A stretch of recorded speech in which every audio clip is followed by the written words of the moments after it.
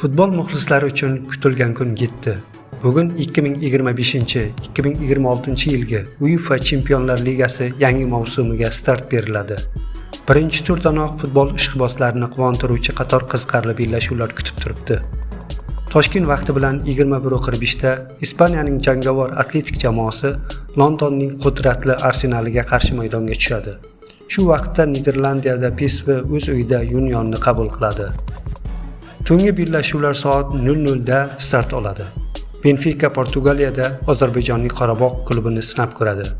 Turinda katta to'qnashuv Juventus va Borussia Dortmund.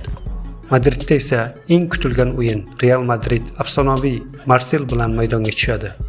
Shu bilan birga Angliyada Tottenham va Villarreal jamoalari kuch sinashadi. Futbol kechasi sizni kutmoqda va sevimli jamoangizni qo'llab-quvvatlashga shoshiling.